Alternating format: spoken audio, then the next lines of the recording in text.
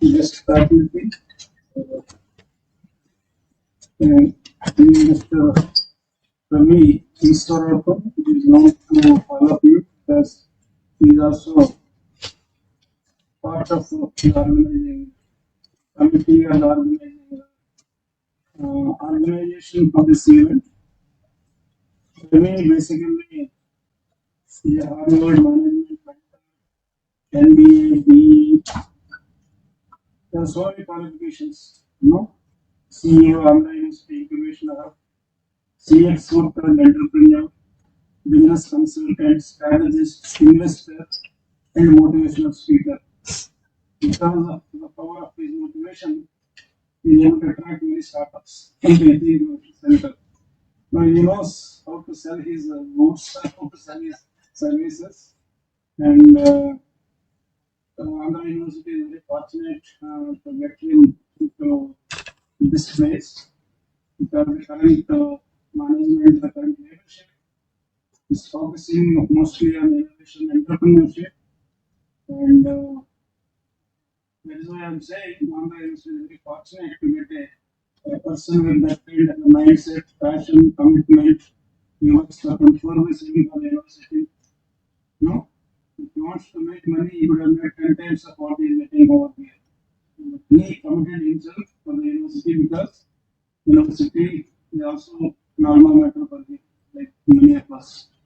So that is the pride we take from the university, and we are trying to do whatever little bit of service we can do to the university, so that way our individual social responsibility we are trying to achieve, giving back to the society through whatever little we could offer. So Ravi is a creator of so many startups, so many businesses. He was a co-founder and is also a serial entrepreneur. So he created ventures and sold off or exited from there with a much higher returns of money making out of his investments. At least he is as per the current biodata what he has shared with us, he's currently the co-founder and director of Hungary Partners, which is a startup mentoring and angel investment company to promote startups in this part of the country. He's also co-founder and director of Shemax Tech, the IT product development and service startup. He's also co-founder and director of Antar IoT, the home and industrial automation product startup. He's a co-founder and director of Interview Buddy, the HR tech startup. He's a co-founder and director of GNY.AI, is a fintech startup. He's a director of Tech, US-based BPM company in healthcare. He's the president of Thai AP, largest non-profit organization, connecting entrepreneurial ecosystem. We are really lucky to have a person with such a diverse experience, deep knowledge in technology, and he's also a board of ITA, with IT and IT enabled services Association of Andhra Pradesh. So many people are trying to take him away from this university, but he is very committed. He doesn't want to leave Andhra University and Visakhapatnam. He wants to be, I'm very sure he's going to be one of the key cornerstones in building brand Visakhapatnam or brand Visa because he's got very strong roots. And his commitment is that he doesn't want to leave Visakhapatnam. He came on from years, everybody wants to go to US, but he has come back from US and he wants to sell the people in Visakhapatnam. There are so many things. I think I don't want to stand before you and him in sharing his vision, his perspectives, his experiences, so that some of you can get, benefit of his experience, his vision, his thoughts. That is what the contribution you are going to make for our organization for this event. What I expect again is that take some of the best practices what they adopted in their life, to raise this level and give back to the society. What made them, to commit 24/7 to the service or whatever we are doing. We may be doing a housewife, we are doing a teacher, we may be a research scholar, we may be a student, but what is that make you to excel in that thing what you are doing? So what are those qualities? So learn from them, ask them, and take those best practices, take those KPIs, and emerge as a useful citizens of our nation. That is what my advice to all of you. And it is up to you how you interact with, how you observe, how you question, and what best you can take from all the speakers. Not only Ravi, in fact, in my opinion, I got the best speakers for all of you. Now, as an individual, you see, for example, Chandra, you have seen his profile. Is it possible to anyone, even if you pay 1 lakh rupees to him, he will not come for 1 hour talk? But that is the relationship what we maintain and the respect what we give each other and the institution behind us. That made all these great people to come spend their time with you. So make use of it and get benefit out of the experiences. Correct? No one knows. So thank you. Five commitments. Okay, you can say good evening. It's 4 o'clock. So thank you for very elaborate this thing. It's now defined that I will go through the expectations. Um, I've been through different technologies like of course the crazy guy from day one. Yeah, we were talking 13 years at Mitsubishi HM India. They don't know I go from 7. But I don't have my basics. Right? So 7 to 10, so my physics, chemistry, and all that stuff would have got all the sciences would be pretty bad because 8 and 9 study nice directly jump and stuff. Yeah, and we are crazy guy because sometimes this craziness is related very closely with entrepreneurship. Because in the school once faculty beat me up and I said, no, I'm not going to go to him. Why should I study with him? I will study on my own. And my 10th standard was like I studied at home and I did my life like homeschooling and then wrote my exams and all that stuff. It worked because my father was from the army. He used to say, my mother used to be pretty worried about me. Like my first job also was a public sector job. When I resigned, my mother was crying. So my father retired and I just said I don't like working there and I just left that job. And it's like people, my father was okay, school, okay, not this something else. But my mother was pretty critical about it and said, this guy is not going to go anywhere. She cursed me and all that stuff. Anyhow, things happened. So I did engineering after that. While doing my management, I said that there's a lot of opportunity for accountants or cost accountants or who don't know what technology is. I'm talking, seeing, I'm talking of technology as an opportunity. So I did my ICW because I was in BHPD at that time, or BHEL, and I was doing this internal. I found that these people did not know what ISI or MS milestone standards were, their calculation of like simple example, maybe people will relate. If I'm talking about the valuation of this laptop, maybe there's a assume let's say it's 40 years old. If I ask a chartered accountant, he will say it's 5 years, straight line depreciation, 20 years, so he bought it 50,000. Now 3 years over, this value is 20,000. So that's his valuation, that's how they will value it. But they will not know about the functionality, what forms of life is left, what is the usage. It's just like, if you go to a chartered accountant to value a car when you sell it versus what the real market value is. They were doing that for machinery and the soda machines and all that, which were 1960s machines, and they were all book value zero.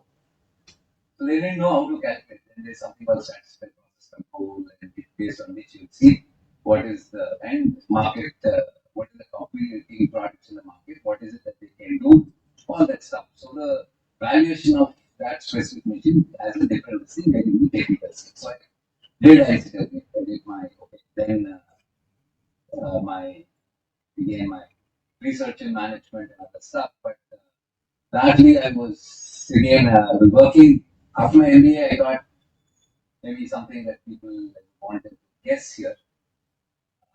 I picked up a job in marketing My first, after public sector and then coming up, I picked up a job in sales. Sales, let's call it not marketing, sales. Any guess why I picked up a job in sales? Yes. To understand the Another market, theory. understand the customer needs, customer to understand. Any theory, sir. Okay, let's ask this. You more jobs వచ్చాయి ఏ pickup చేసుకుంటారు అది that's the answer when I got it.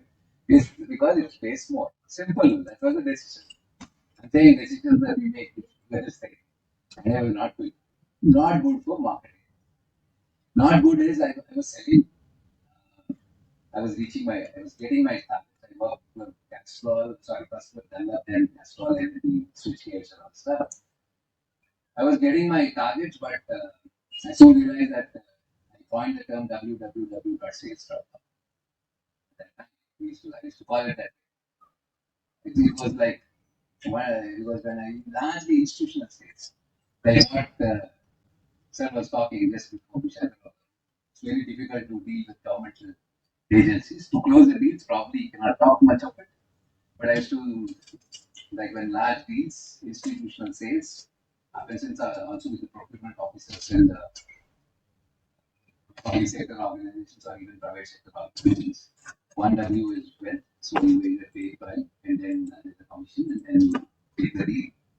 And W is where you are networking and you are closeness to the guy, so it's wine and beef. So you go take him to a thing and drink and smoke along the line. You probably get a deal because he's very close to you or the corporates now. At that time, probably some shady bar and restaurant. And other one, maybe in Delhi, sir, would know. Whom I think.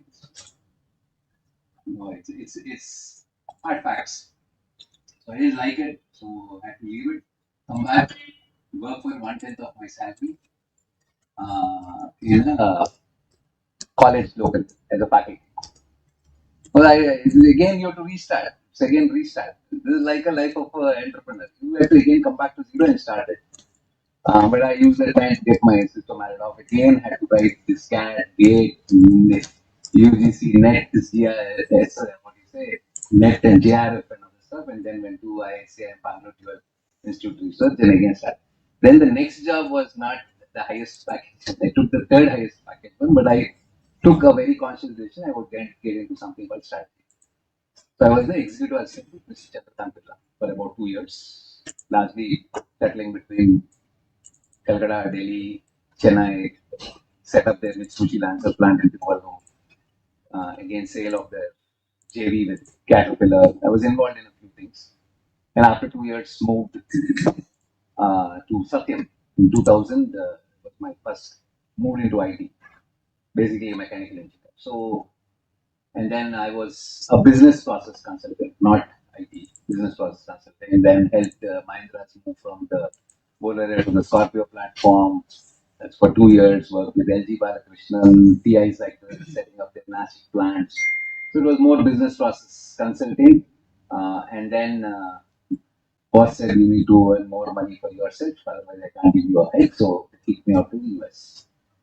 So landed on the pool stay April 1st of 2002 in the US.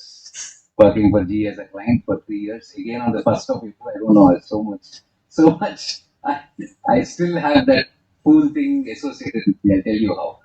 On the 1st of April, I was moved to, in 2005, I was moved to 2004, 2 years in this thing, yeah. And then to General Motors as an account, heading on star, the telematics stuff, again for 3 years, and then I landed back in India. So I desperately wanted to come back to Vizag and do something for this place at that time. Thankfully, my wife also agreed to it. If the wife doesn't agree, nothing happens. So she said, okay, we'll go back. So we came back, started this Vizag Satyam Center at that point of time. Even the phase 2, I was instrumental. Even today, when Phoenix with Sara, Papa, that's what he tells me. 88 crores were invested and they had to rent it out or lease it out because there was no leader to build it. As long as I was there, I built it to about 1,400 people, and then when I left, it came down to 600 again. So leadership again makes a big difference. So that, yeah, again, Vizag, I took a 30% cut because when they already found the person here, and they asked me why why should we take you because we found a person. I a good friend of mine, Hanumantan Nagugal, that's his name. He was there and he said, my boss said, what is it that I should take back the decision that I've already made the choice to bring this guy on board into Vizag and you from investment should send you there. I gave him 2, 3 offers. I said, we are losing business to cases left, right, and center. It's about, uh, we were around $16 per full time equivalent per hour. So one guy, per hour, usually quoting around $16 per hour. TCS was around $15.25, 15.5, $15, about $1 really less than us. So if you had to compete and get those business because they're all through tender. But gee knows, all these guys are the same. I don't care whether Infosys, Wipro, Satyam at that point of time or TCS, people move across. These guys are the same CMMI level 5, so it really doesn't matter. You give them a project,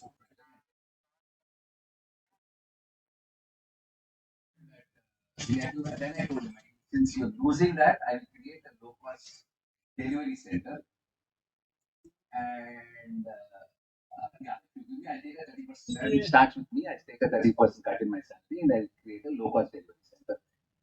Then the obvious next question is how? I said, give me, first send me there. If I tell you how, you'll get it done through Hanu Nagopal. I'll be sent back. So thankfully, it tempted him into trying it out. So came and started this, ran it like my own kingdom and had my own policies, fighting always with the corporate office and built it. Actually, the boom came when 2009 when Satyam went down there. Mahindras came, they were very, because I was creating something. I said, some things that you do in entrepreneurship, this is very again basic. You have to break the basic myths of how to run stuff of today's rules. At that time, the even now, I think some of the companies follow this. Their entry level talent management when they go to college, they say we have to pay the highest to get the best talent. We have to go to the best of the colleges. We have to be a day one recruiter. All these things. I said all that is bullshit. I said that doesn't work. How? I said I am going to go pick up people who have never failed in their campus placement, running around in undergraduates from institute to institute, learning, testing, Java, all that Java, Bava, whatever we were learning at that point of time. And okay, okay, the Microsoft technology is usually Java, testing, these were popular. Then what else? Yeah, this is largely the, or sometimes they say B and all this stuff, not knowing what it means also. So picked up a bunch of guys who now know what is life because they know what failure is. Now told them I give you a 4 month training just like something gives to everybody else. Now your 4 months of training, it's not an offer guarantee. If you come out good, I'm not doing the charity. I'm spending a lot of time and effort in training. In these 4 months, people who are selling projects into Vizag, they'll come and then start looking at you. And if they find you good, the day they say you're good, next day they will have an offer. And the next day you will be on a project. So the biggest myth in entry level talent management, even today, is day one project the resources are not because what they do, they had C language and within the language. Several programs and one of them you buy. STDA or IO, and that's it. To print that stuff. So these are my habits. They really don't know to play that from scratch. Where we call them exactly what. So knowing that, they said, first day, no chance, you can't even get a first day into the project. I said, I'll break that. So I said, I'm creating a virtual team of it. And the day I'm paying it, he's on the project. So that's how I started. And the second thing I said, another thing I went and did a radical. I said, I'm not at that time. Again, this is one market. You have to understand this. People think any job, especially entry level. found that probably they become menial from the industry, don't take it wrong. I really come to say here, I don't think they must be cursing me. And there she is, how did your interview go? Good. So, so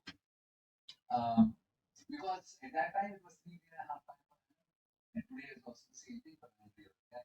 So if you're aiming at again 3.5 it's equivalent to at that time maybe what a BSc guy used to get 1.4 because of the inflation taking way off. So you're going for the low end jobs there, which is basically those 3.5. So the industry is not moved up because but anyway, at that time I offered them 1.5 because I'm giving you a startup instead of 3, I'm giving you 1.5. But every year I'll ensure you 3 years that you finish that you reach to the level that other guys. So started again BSc again the company was giving 1.8 1.2 from the college. We did that initially the infrastructure was also not there. We did it in Ravi. Started that we could from about 58 million in 2 years we could go to the maximum because I started giving services at $14 per I per equal was my out of 10 most profitable projects, 9 were from my so I had to really but Satyam as a management again,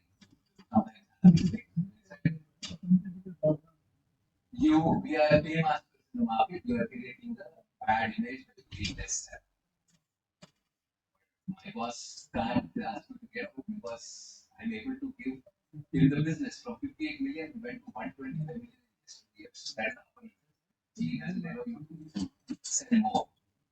We were hitting these days where it hurt most. Now, 2009 when Satyam went down, Tech Mahindra, a Banya company, once you're saving money, you are great. Please come, went and then they made me part of something. Board member. So I was talking to Deepak Parekh, I was working with Deepak Parekh, who are all the board members identified by government of Satyam, and along with Tech Mahindra, stabilize it and then merge it. So I was for 3 years I was there doing that job. So they sent me to Harvard. So he sponsored for all the money that it takes to go to Harvard. But 3 years very closely work. It's a great experience, which is basically maybe when you know your company is gone and then uh, team members are leaving and going, employees are leaving and going, the clients are leaving and going. You don't know what's real business, what's not. So it was a tough time, but we somehow 5 of us. One is now in ISP as a professor and one is now become CEO of DXC Technologies, all big positions. So in these 3 years, last big decisions that I really took was you have to decide 5 of us who are from middle management had to decide because 2 companies coming together. You have 2 CXOs, you have 2 chief of marketing, you have 2 chief of people, which is HR. So only one will have to survive. So we had to do the analysis and then who will survive. Between CP Gunani and Sanjay Karma, Sanjay Karma had to go CP. And that's a decision by 5 guys who were in the middle management. And during this shadow board, we were also called entrepreneurs. Anybody heard of Tech Mahindra's campus, ECOL, which is their own engineering college in Hungary? I started. So it is an entrepreneurship. I said, but my aim was not to stop there. They said they gave me 250 crores and said start something. I said Mahindra should have something called Mahindra Learning Services. At that time I'm saying how entrepreneurship got into me. So at that time, when they asked for presenting some ideas, we won the Shadow Board Awards and all that stuff, the best strategy and all that stuff, based on telemedicine as an idea in 2009 of creating those brands which are do that business models and all that stuff. We prototype and developed it. But my other idea that was next best identified was Mahindra Learning Services. I said, what today ladies or all these guys are doing. Like said 2010 is a big market popping up, digital thing. So you can do this because you already have content. You don't need to develop because you train your employees. You have 80 different companies. 80 is a conglomerate of 80 group companies. You are in engineering, you talk mechanical, you talk defense, you talk okay, tractors, automobiles. You're talking with all sorts of people, to IT, or telecom, all sorts of engineering, construction, because you do mind spaces and all this, mind spaces. So you're into construction. You talk about management, you're there, you're in hospitality, you're whatnot. You're into everything. Mahindra Life Sciences, you are into everything and you are training your employees. General management, specific, even building, how to do it in Marathi, I've seen in Telugu for the Hyderabad plant, I've seen that in Hindi and also in English. So what do you need? Take that content online and create a $1 billion business. It was great, we were accepted, but they said, you, okay, we'll take you out from this role. You go, we'll set it up, Mahindra Learning Services, you have to run it. Vilit Nair, who is CP Gurnani's boss, between Anand Mahindra and Vilit Nair is CP Gurnani, who is the group CEO. He's interested, he said, and they sent me to uniforms to Shantanu, who was big, he was now sort of equivalent to one of the sharks at that point of time, and he was ready to invest. And they said, you have to start it out of Bangalore. I said, why that? That was the conflict. I said no, and then I left and I came out. And the reason why I left and came out of this thing was I was something president of something called Isaac IT, which is now called ITS of the AP or a group of companies, association for IT and ITS. I don't know how many of you heard of this man called Naresh from Symbiosis, and there's also my Mr. Sastry from Tech. They are entrepreneurs. The question that I had was I was with Tech Mahindra at that point in 2009. I said, how can you become the president of an organization that is largely entrepreneurs? You're not an entrepreneur. You're not taking this. You're not putting your own money. You're living off somebody's money. You're making money for somebody else. You cannot lead the organization. I said, fine. Then I said, okay. I do myself. So some figure would be there. 2010 it happened, 2012 July. It was 3 years I had to be there with my business. It was all the way for me to Harvard and all this stuff. So waited for the 3 years to complete, took all the shares. Then exited in 2012 July. And first started off my tech journey first started off with a company called Banner. This is a person from the US. He was in the medical coding healthcare life sciences, something that I hated all through my life. I never wanted to study, not doing physiology and all this stuff. I hated those big books that my friends in IBC used to carry around medical students. He said, there's so much of my here, so much of stuff. I cannot do this. We will never do it in my life. But business makes you do all dirty things. All things that you don't want to do, you do in business. So mine was the first venture was because he said, I give you stake without any investment, come from a large company, run it, and give you a monthly salary also. And I think this is if you achieve these levels and give so much. And it is into medical coding. We work with hospitals. Every year I do madam knows, I sit through center for what new space, new all that. So I have to go through anatomy, physiology, pathology, and pharma. Terrible stuff, but I have to do it. Because from about 20 people company, about 2 billion, 1.65 million to about 20 million. From 22 to 350 million, I made my money. I exited again for a reason. Heard of medical transcription as an industry? What is happening? What happened to it? Evaporated. Why they used to have a lot of medical transcription? Still, my good friend and brother Ravi used to have a big company, HSBC Bank, which also went down. Used to have 200 people. You know why that industry disappeared? Anybody can take a risk. What is medical transcription? Yes, sir. Telemedicine. No, it's not telemedicine. Medical transcription is basically Prescriptions they transfer. yes, it's basically US law along with the prescription. You have to have all the text of what the doctor told you because for even tomorrow legal also Documentation. documentation of all the doctors talk to you and all that and along with the prescription. Interpret that.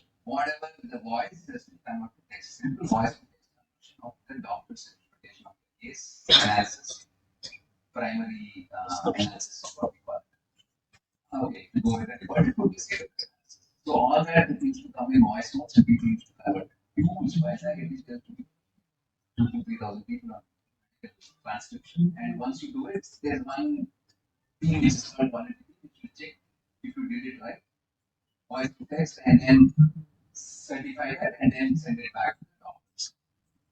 Huge business. Then came voice to text and natural language processing. Both have killed this industry. Today, not even the 10% quality guys left, the 90% of business is gone. There are only 9 that are all consolidated, no more in Vizag, medical transcription, because all the text that comes in, now whatever you taught, this will record. And it will create that. That's what they've been able to came with that first. And that happened, and that industry. Now, what I'm finding is then 2018-19, I told my partner, Manny Pena, this is a white guy, of course, with whom I was working, not a Desi American, third generation Cuban guy. I'm exiting because I think this you will not survive with this forever unless you transform yourself technologically. Because AI will come in and take over. Because whatever you're doing, you're reading through charts, metal, EHR records, electronic health records. You identify certain conditions, and based on that, you do codes. Based on the codes, you get paid by the insurance. Because US 99 point whatever percentage is insurance. So it's all insurance that pays. So that conversion and all that stuff now, which is happening manually, there's some. If it was pure science, it would have got automated. But since it is science plus a little bit of art, so I have to see a lot of vital comorbidities and other stuff to see before. In India, it's the same thing. If you go deep at you go in India and you share, and it's the same thing. This teaches or maybe IIT and something, and they charge you and ask you to go. In US, they do a lot of analysis whether you are hypertension, you are a diabetic, maybe you have some allergies, your blood does not clot. I don't know about the terms and all that stuff. All that. So all that, and then they do that. And if the guy has like the same guy with the same sort of a problem, if you are high obesity, hypertension, and all that, that's even from right from an X-ray. So all that you have to capture to this thing. So there's a lot of art to it, but still artificial intelligence somehow it will learn from our previous tasks and it will do it. And that's we were used to charge we used to get about $70 to $80 per hour on an average. Today has come down to about now I was asking $34. I know eventually it will die. So I exited, made my little bit of money, came out and started another few startups. I will do like core service copy. And for I'm still on that board. We tell that, but they don't listen. That's a they want to go into KPO business now. I said, no, you get on the tech side, they don't listen anymore. It doesn't matter. They gave me all my money. My car and everything is financed with them. So I have no issues if they I can be I have one in purely IT services, which is a product development. I have an IoT company, which is into industrial and retail IoT. Then I have a fintech company, which is GNY. It's actually Genie, we call it GNY, which is basically we do loan processing and other stuff. And invoice processing, all using AI and NLP. Then I have a HR tech firm, which is interview buddy. Maybe that's one case study that I quickly go through. Just giving over some time. Then I have another company which is basically into medtech, largely only. I would say it's largely trading and trading. Of course, there in Hypo partners with Srinivas, Deepak, and all that stuff. And that's we don't do it for profit, but we invest money, but we make money, but that's a long term. But these are all the different companies, and thankfully, not good, but anyhow, all the and more bottom line focused. In 3 years, if it's not profitable, then I will not stay on it and try to do something else. I'm not guys which are basically long term customer acquisition. I will make money in the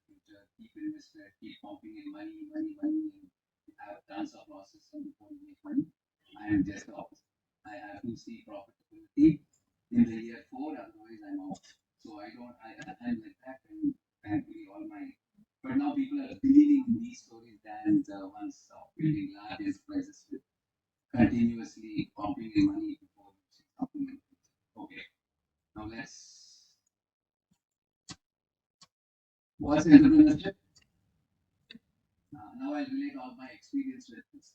Basically, creation of a business that has what previously Netherlands were talking about, chance of profit or success. Not everybody will become profitable or successful. The word I'm using, success, is like it could be a social entrepreneurship where profit might not, or if you're an NGO, it could be also an entrepreneurship where profit itself might not be sustainable. Your success could be measured in different ways of how many people like you've impacted, how many carbon credits you have gained, could be something else. So it's profit or success. These are the characteristics of entrepreneurship. As a purpose, it's a process driven. As a purpose, it is a vision. And you're building something of value. Somebody will have to see some value in it. Otherwise, there's no reason for which enterprise exists. And that value, that's what? That's continuum of value, which is very critical because today, a lot of tech startups come and say, I have this product. But what is the life of the product? This is not what next. Maybe you make money for 3 years after that. Is there a next roadmap to continue to make money? So the value proposition over a period of time is what people look at you and they invest. See, largely, I'm also an investor. I invested in so many of these companies now at 7 digits, 1 crore plus. And these investments, when I make, is largely just not a product because people can come up with products over a period of time. My investments are largely on the people that take a bet more on the people. Most of the investors do. It's the people that drive all this stuff. So they understand this over a long period of time and how to start. So you of course identify an opportunity and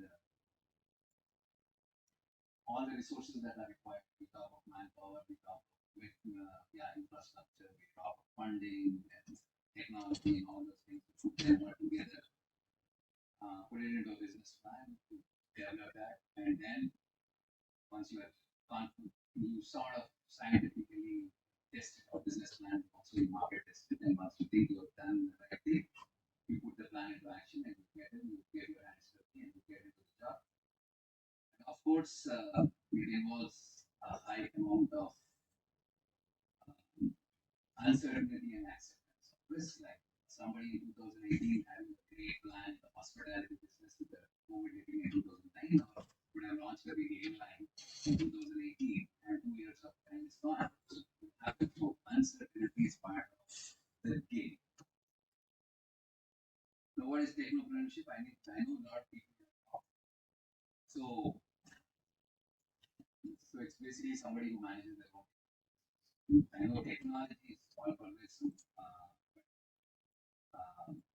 very again thin line between technopreneurship and entrepreneurship, but largely something that is technology because you talk of Facebook, you talk of Google, you talk of all things, but I talk of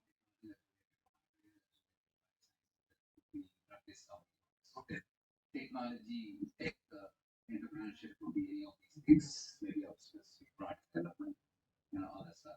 I don't call Ola, Uber, Swiggy, Zomato they're tech driven, but they're not technopreneurship. So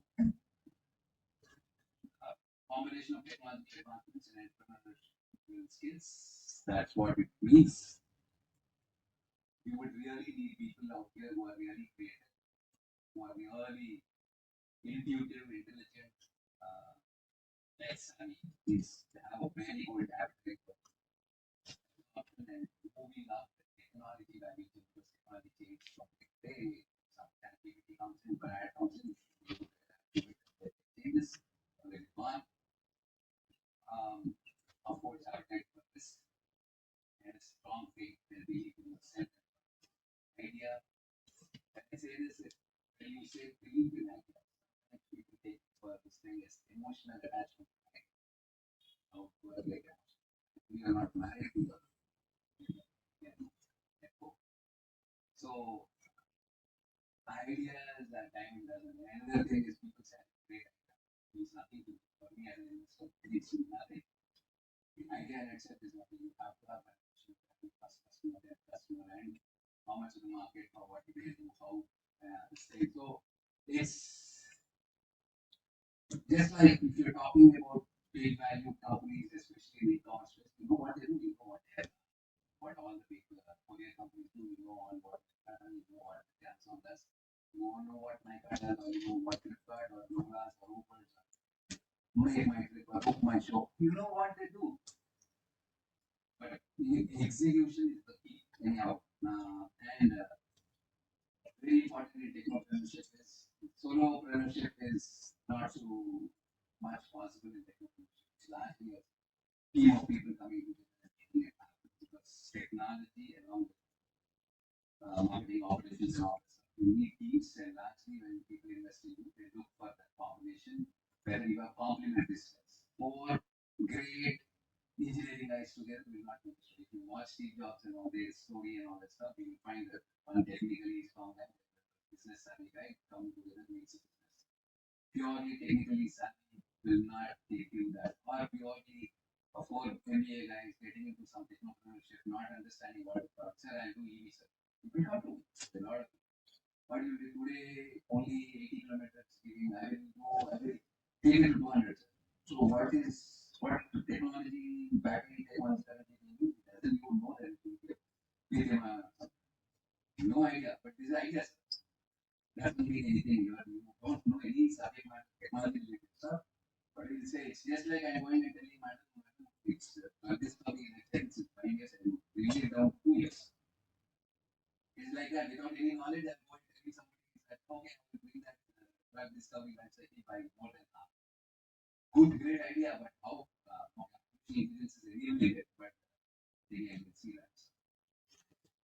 So, should I try it or not? If you are in it, who's ready to take calculate this, you have a very strong desire to control your own destiny. You have a strong desire to achieve big things. And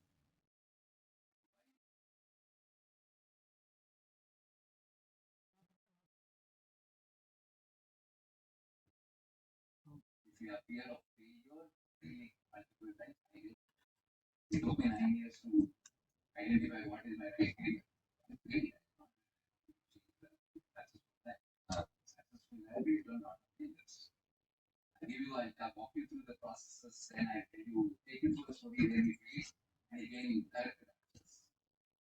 If you give it to your peer, another stuff, they got a job, they joined, and all this stuff. You are gone days, this is not good. If you give it to your family projects, or you think your girlfriend or boyfriend or your husband or wife will not accept it, then you are not in this. And then you can't see a long term opportunity cost, but only a short sighted, you see only tomorrow's 31st salary. This is not way. This is not a 9 to 5 thing. So just be ready for that. So the process, I know it's just as entrepreneurship, but you can, this is actually entrepreneurship, but you overwritten with it. But the rules are the same.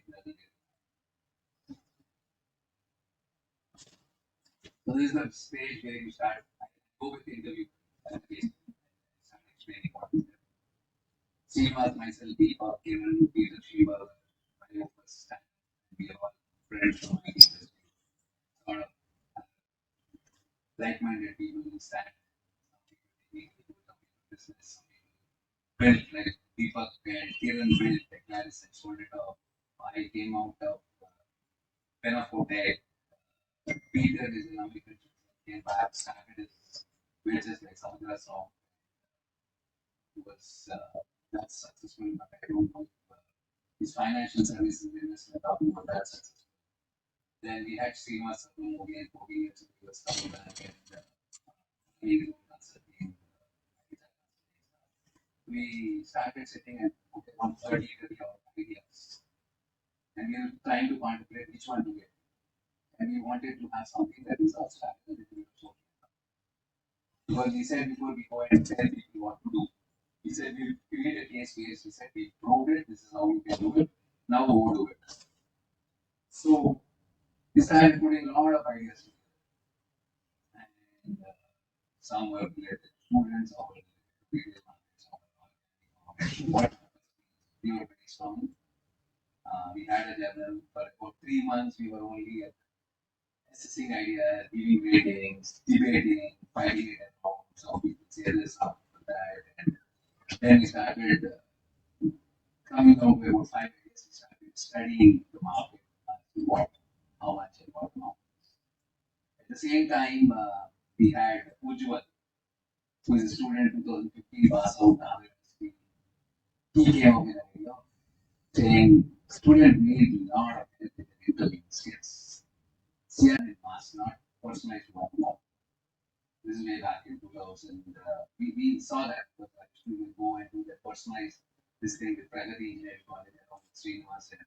This guy came and this guy actually came in 2017, 2015 he passed out. And when we went back and tried to see what he was doing for the last 2 years, 2015 when he passed out, he was attending an interview with a mechanical engineer. And he was backbencher in his second CGPA, 6.87 sort of, not a great CGPA. Was interested in coding and engines. Was sitting most of the time in Krishna Motors, which is the repair shop, and learning about the auto component, what it is, how does the engine work. When an auto component manufacturer came and they asked me questions, they were absolutely stunned by his practical application of the theory and how it works. He didn't know what the cycles and all. He was telling practically this is, and he was showing them videos that say the sound is like that, is probably the sand. The problem is with the fan belt, if it is the piston rings this. So one after the other, he's telling they were so impressed, they said, oh, you know, interview your own class. Because he was fearless guy. He was really a fearless guy. So he became probably an introvert. He was one of the first or the second guy to be sent. Because what did they do when an interview comes in and if it's random, what do? You send your classmates.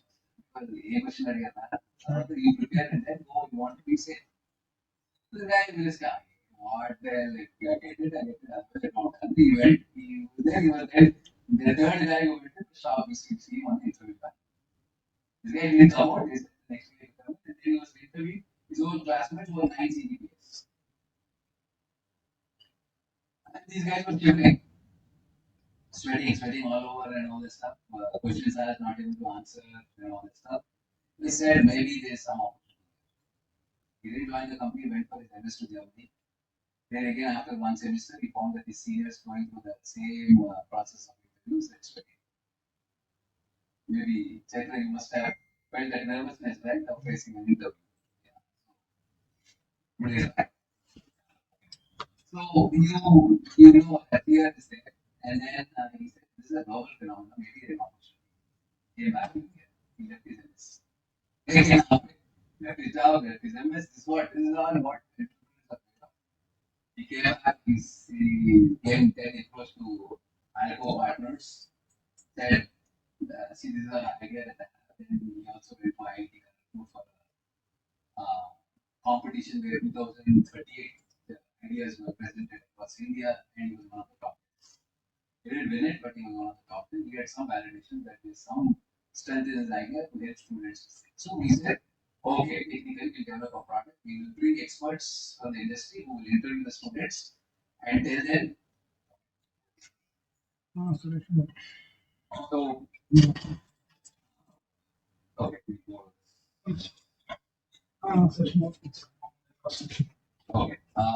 Okay, I'll slowly go through this, but related to balance. So we yeah, this discovery process. So we say, okay, we said, okay, students need this lot of help. We went and then we also so there's some skill issue with respect to facing interviews. So we were studying that, how to convert that, and then we said, is there a need and want for this service to the students? Because we also wanted to give something back to the society, saying that okay, students, campus placements, they're having a tough time taking the interviews, so let's help them. So he went and did our research. And then when we went to the students, when we asked them, boss, tomorrow you have an interview with Accenture, tomorrow day after, today I can set up an interview with an Accenture or somebody like the Capgemini, Dell, or maybe some big company, Infosys. who will interview you for an hour and tell you what you are good at technically and from the HR perspective, and tell you what are the areas you're not so good at and what is it that you have to work on and what you should talk and you should not. People like all the people they give the survey said yes, yes, yes, we did. Mock interview. Not what's mock interview with industry, not some company like me within a university. So industry experts who are actually working and they come end of the day. This is additional money for them. So the money you pay money, 70% goes to the interview. The rest comes to us as our own our expenses to profit. So they said anywhere between 1,500 rupees to 3,000, I am ready and I will pay. That research showed that there is a big need for this. So we had to go ahead and then launch it. So we started working on that one. We made a business plan. We said we launched it in 30 locations across India. We created campus ambassadors. People like this thing we said campus ambassador. However, how many number of people you get them to reach from the campus? For each, we give t-shirts, we give posters, we give all the campus ambassadors. Some also have this. Some people like Upper Hand and all have campus ambassadors. That's how they sell. Easy free marketing. So how many people register from your campus? 5%, 10% we will give it. Money. 30 campuses we launched. 3 months of peak of campus placements. Okay, of course, we this preludes this is we developed the application because it's all online. So we need to bring in the best of the same technologies together. It took about a year and a half together. 2018 we launched. At that period, in 3 months we got 3 registrations. People we first priced it at 1,000 rupees sale because people said 1,500 rupees. We launched at 999. No takers. We said 799. In 3 months. All these 30 years industry guys, everything paid. Can anybody guess why? Student mentality relates to the student mentality. People, okay, and the reality was when they had 1,500, 2,000, 3,000, they didn't care at that point of time. They went to a pizza, they went to taking off with a friend or something like that. It didn't matter. People were not ready to even the last minute, but ready to spend for this. What would be the reason they were not ready to spend for this?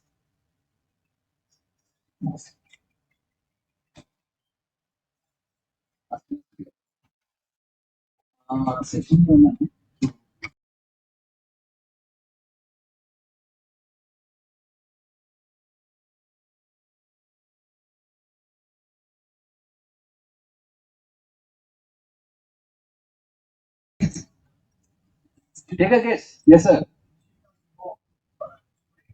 Initial cost more? No, not the reason. I think I was talking about latent need and express need. Express need was there is a big need for this, but latently there was something different that they had in their minds. Any other people want to guess why the students never came in?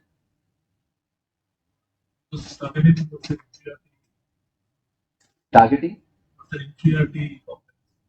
Inferiority complex, they pretty much know that they are not good, and I don't think that was the reason. They never know that fear.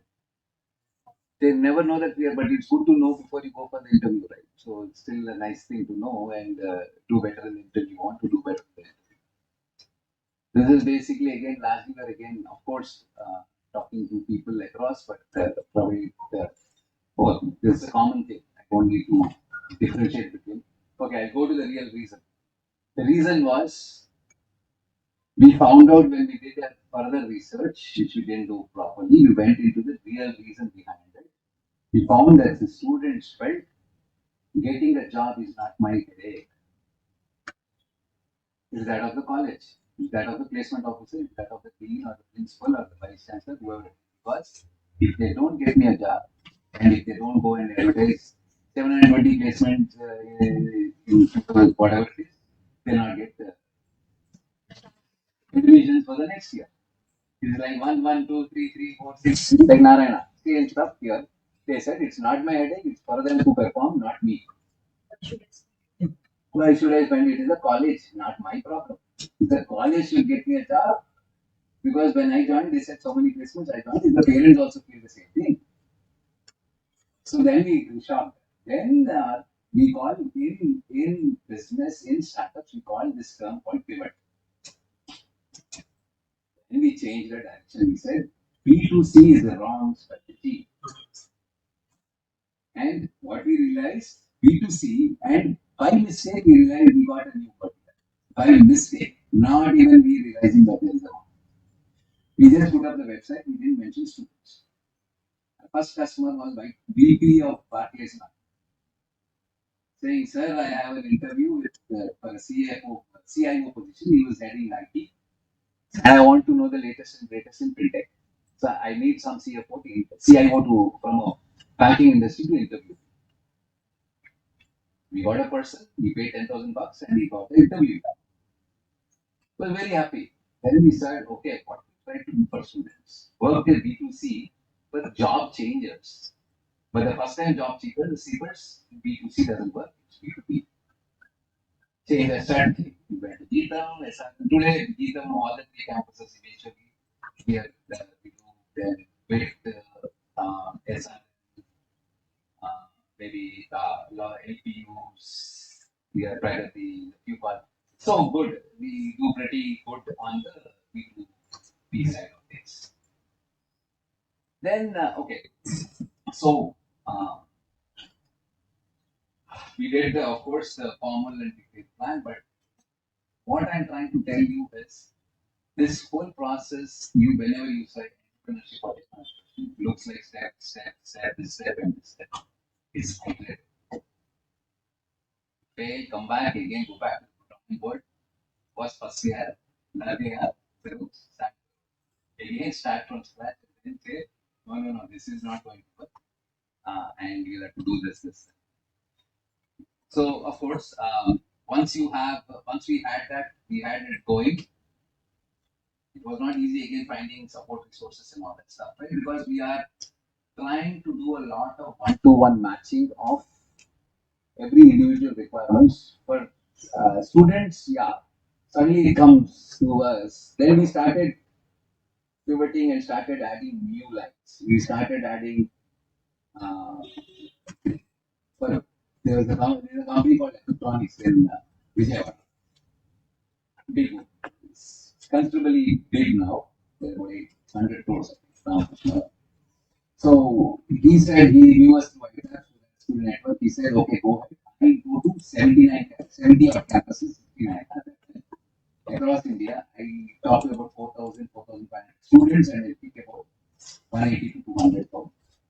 And I had to take people off from my own delivery cycles and send them across the country. And this is a 4 months process.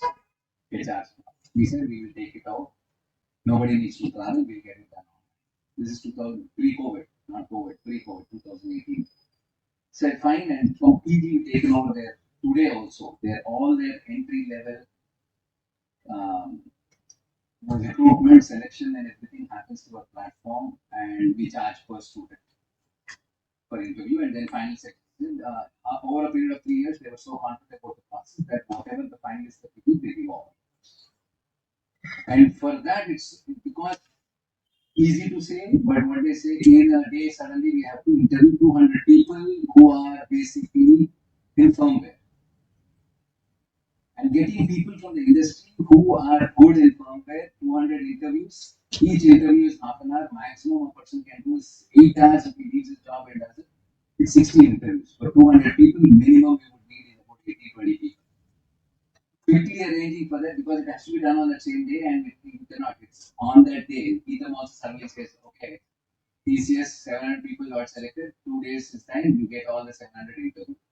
And these are guys that are on the panel of interviewers or curated interviewers are all from industry. They have their day jobs. They're not the people who are only doing interview. They're this thing in between whenever they have spots.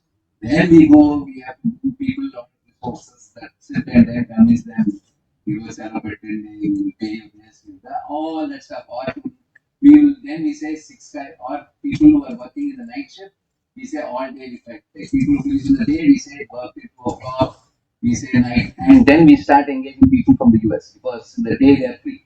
Night is when they are their daytime. So all these gimmicks we have to do, all that balancing acts, and then somehow get it done. So then came investments. So we put in all our own money. We already probably invested about a crore of rupees plus. I don't know. I never asked about it. All the six of us today invest same amount of money into this business, and we started it off. So we it's still bootstrap. We're now probably going for a funding round, but we have a problem because there are two people who works full time on that, which is Srinivas and Ujjwal. All the other four of us are part timers. We all hold equal percentage, 16.67. But overall, what happens is when Java Capital came and said they were ready to for $3 million valuation, which is about 24-25 crores, and take a 10% post dilution of about 2.5 crores, that they were 2.4 crores already ready with the check. But they said only thing that they said is your full-time founders are having only 33%. The rest four Chuma fellows like you guys are having 67%. We can't finance you. Problem. So we have to find a way. So I'm just saying. So the human resources, we ran it out of a small place in near what is that? Aqua complex on the beach road. Next to that, there's an HDFC bank that's coming up. The second building on the left, next to the thing on the floor. Then we also now run it up. So we put everything together, the small office, people, young guys, young kids, MBA and all that stuff, support stuff, who are again ready because most of the work again happens on Saturdays and Sundays. Like a video capable support channel that we have to have. And there's a technical support is there. Sometimes the video recording doesn't happen, sometimes something goes wrong, internet on the other side is bad. So you'll have 5 minutes before the interview to call both the parties, get them onto the thing, and all that stuff. And while the technology was being developed by a company called Sensara, which continuously was upgrading. So of course, and during this third stage of resourcing, you look for investors. At that time, it was bootstrap, and we were trying to find all the resources, and we went into different things. We are now then we started going beyond B2B of education institutions, B2C of job seekers. We are now back-end partners, and we started white labeling. If you go to Upgrad, if you go to even Monster, trying to do Monster, I can get a deal. And you say, let's say you're doing a digital marketing, or let's say data science course on Skillvilla, on Upgrad, Eureka, two of them. And then you say, I want to test my whatever course that I've done, I'm investing for that specific skill set. You click there, you pay for them, you pay maybe 3,000, you get about 1,500 or something like that. And it comes to us, everybody. Nobody knows it's everybody. It looks like it's all monster. So digital e-learning platforms, we are back partners. We are again partners for recruitment, what do you call it? Manpower. I would say, what do you call it? Monster and not be whatever. So for these things is where we expanded. So we do all this. So started finding revenue sources from different sources. We started with 8 lakhs, then 33, then 53, 65. This year we would probably close at 1.434 crores, 3 to 4 crores. So we hired employees. Then actualization means okay, we went into that. So once you find all your investors and you find all your team and all that stuff ready, then you actually take it into reality, which is actually this is operations. In actualization, what you do is you start, okay, I jump the gun, but this is where you try to open the business, you get customers and try to run the day-to-day operations. Now comes to, okay, now we built it. Now we started defining for investors, and then like once I've done all the 4 stages to prepare for it, I harvested my stake. This stage is where you have to be very careful. This is like a stock market. It's exactly like a stock market. And I said this is not like you'll not never be married to your business or married to your idea. There's no permanence at all in this thing. Because if you continue to be this thing married to a specific business, especially sometimes stock market and all this stuff, if you do not know the right time to exit, maybe even an early exit with a little bit of profit is good because you don't know what's going to happen. But Ravi, if you don't marry the idea, you will not get that kind of passion and commitment, you know. That is one of the See, the passion and commitment is to succeed. execution. This is the execution, not that specific idea is to live with. If we do interview buddy for another 10, 15, 20 years, I am sure we will go. We will not survive. We'll have to move on to something else. So at the right time, see, based on our capability, we grow it. So we're trying to do it out of it. We did about 1.5 crore. Now we're trying to get into the US markets. Maybe if we go, somebody throws money at us saying that 30, 40 crores and say, we'll take 100% acquisition, we'll say, okay. The next thing, I set it up. We probably will be convinced, right? Convince the others and say, set it up now. Per head from 5, 6 crores. They it for 20, 30 lakhs. That's enough 5 years. Let's go. Let's take a new idea. All together we'll take membership in the courses and let's say that. No, I might take that. We might take that call. So it is. You should know when to exit because you should also know up to what level you can do it. When people are coming, then you start getting your other investors, Series A, Series B, Series C, and then as you start getting more and more investors, your stakeholding will start coming down. So that's why initial stage don't dilute a lot of this thing because if it's a grant take it, if it's equity based this thing like or SCPI and all that, I was telling people don't take it 25 lakhs, 10, 15% by dues. I got anyone to negotiate it only for 6%. They said 25%. I said no, don't give 25%. Later, after 2 more dilutions, you are working for somebody. And like you become like an ESOP, right? Just 8%, 10% because the rest is overheld by a lot of people. But 10% might mean a lot of money, but still you are not really holding any stake because somebody can kick you out because you're not 40, 51% holder. You're not 50 plus percent. So you do not have rights. So just be careful about that.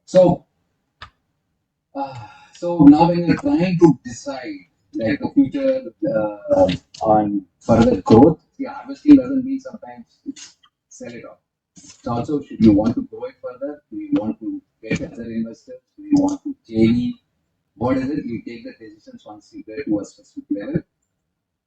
Maybe, like for example, one of the IT companies, we raised to a level. Now we are doing all JVs, doing with Satya Aqua to develop the ERP for Mahindra industry. That's a 50-50 JV. So we do JVs for further. Not ours, it's all not organic. So we do inorganic sort of thing. So we're getting investors for different things, for different stuff. And we Varun Motors on auto dealership ERP. That's again a JV. So with their clients like Brandix, we're doing a JV for an MRP for next time. So when we get to a certain stage, then we are doing because they will themselves make it successful. So you have to take those sort of calls. You will start that expansion, which locations, what products, what do you need? Do you need to go further? Because once you reach now, if you are reaching 1.5 crore, in another 2, 3 years we reach 5, 10 crores. After that, maybe it's difficult for us to grow further. Then we would say, okay, what new products? Like for example, Genie.ai. We have a product which is process loans with a lot of analytics, AI, and NLP based. We have some business, we do about half a crore. Our expenses are about 4 to 5 lakhs. 45 lakhs is our margin. We know we can grow it to 7. Now we are getting into invoice fraud detection. We are getting into background check detection because background check today detects 4 years experience and some again I'm giving you for lakhs. It usually, of course, is PF salary, past history, 6 months bank statement and all that. Based on that, I can see how much of loans, how much of EMIs and all that is for like good enough for him or is still in without any disposable. And then I can say 12 lakhs, he will not stay here. He's always looking out on for another job which is slightly higher paid because 12 lakhs he is not still having a comfortable. So I can take those decisions. Or if he has some real financial related stuff which is gone into too many updates and other stuff, he will surely leave because there is all these collection agents running off this house, so you'll not be concentrating on the job. So consider possibly closing it needed. You should know when to exit. Yes, actually. If you should know when to exit if you cannot take it to the next level or wherever you're stuck. It's good to exit early. There are a lot of ideas to take it to this level. You're still not making money. This way, I'm saying, go emotional attachment, kill it. They used to have this very old village shuttle public sort of ad. We used to we were college students at that time. We used to add something. Village shuttle, lend it and target it. We used to tell students because but you should know when to shut it off. Otherwise, you will be investing further time and effort and money. It's not just money that you're losing. You're losing more than that. You're continuing to do something which is not working and trying to make it work. And eventually it will be a failure. So you lost time and money, resources along with money. Because the time that you could spend on something else. Now I am trying to relate it to one thing. I mean, a very early stage, see, that was foolish and all that stuff, right? There I was foolish taking those decisions, multiple things as an entrepreneur now. An early stage angel investor, they call F and F, but we call it triple F. Friends, families, and foods. Only if you start very early and you invest very early into at an idea stage. That's why when an angel investor, we look into the team more than the idea. There are some people that have that somehow make it work. So early stage investors are also called foods. So I'm one of them. So thank you. I think that's pretty much it. Yeah, okay. This is all things that questions. How committed are you? Are you prepared to work hard? No Saturdays, Sundays. What is it that you want to achieve in life? Are you a 9 to 5 sort of self-employed guy? This is not right for you. What are your right skills that you have? Are you a technical guy? Or you a business guy? Or you a admin sort of coordination sort of guy? So that you have your right team set. What are your strengths and weaknesses? Do you know your strengths and weaknesses? Or do you think that are you still in a state of assumption? Are you really good at any of the core skill? Do you have a peaceful idea or can you find one? The idea is good enough to fill a market and sell. And because it's not even sometimes we call it Tam, Sam, and Song. Somebody spoke about it. Somebody spoke about it, right? Totally addressable market, it's serviceable, and then, yeah. So you should see that and say, I have a 7.5 billion market. Good. But what is it that you can finally out of that? Serviceable, what is serviceable, addressable, and serviceable operation? Most of the people who prepares the reports, they say 10% of that I can capture. That's not so easy. All the people are there are not fools to just give it 10% like that. So that's why this valuation gains sometimes are like that. Thinking that if you can 60% of that market or the market, which is again some bigger that is coming from it. So important thing, as I said, when I invest, it's the team and the person that I invest in people. Have you funding need? And it's not easy for a startup to get funding at a very early stage. Can you survive initially on what may be a very low income or no income for a few years? Comes to the percentage of profitability. So I would say you do it with a lot of intensity, commitment, passion, and hard work for a pretty long time. Usually 7 years to succeed. Average. Usually the third idea is very successful. This is that for you. So be ready for it. So this is what she said. We'll find but all. Thanks. Thank you for your time. Open something that was interesting. Open for Q&A. Yeah. Please come forward. Ravi has put before us his life's journey,